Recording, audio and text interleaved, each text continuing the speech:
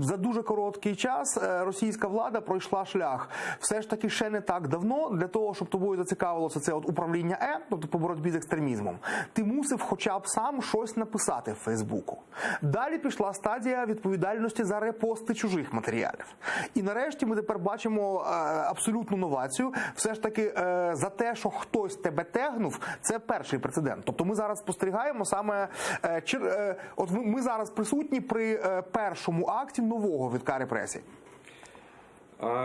А вот как такое можно, когда, ну фактически, когда преследуют мужчин, там есть какая-то формальная часть, да, вот какие-то обвинения формальные. А тут мало того, что женщины, которые вот действительно известны своим гуманным подходом, правозащитницы, которые, ну, они же ничего не делали. Ну, так я ж кажу, це новий виток. Тепер вже не треба самому щось робити, тепер в якості приводу достатньо, щоб тебе хтось згадав. Це взагалі, ну це вже просто, скажімо, це країна абсурда, це вже за межами, навіть це, до речі, ну, я можу собі таке уявити, скажімо, в сталінські времена. Навіть вже в часи Брежнєвські, не кажучи вже про там якісь більш пізніші, все ж таки треба було хоч щось самому зробити. Ну, але якщо казати серйозно, ми ж розуміємо, що справа не в хештегу, просто вони довго шукали приводу і нічого розумнішого не вигадали. Тобто з креативом там, ну, зовсім погано. А привід явно шукали, тому що ці дві жінки їх, що називається, дістали.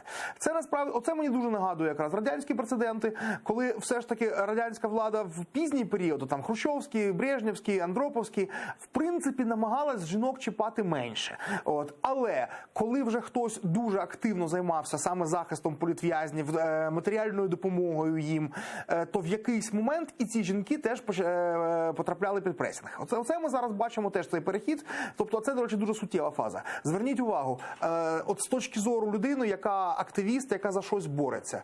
Тут принципова різниця. До цього ти знав, що ти маєш боятись за себе, за своє життя, за свою свободу. Але не за свою родину.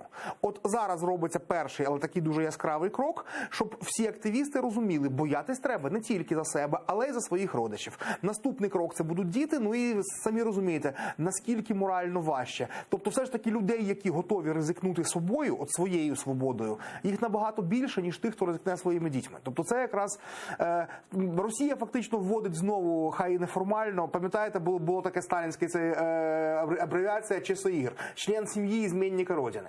Так от, бути членом сім'ї змінника Родини знов стає злочином, знов стає небезпечним.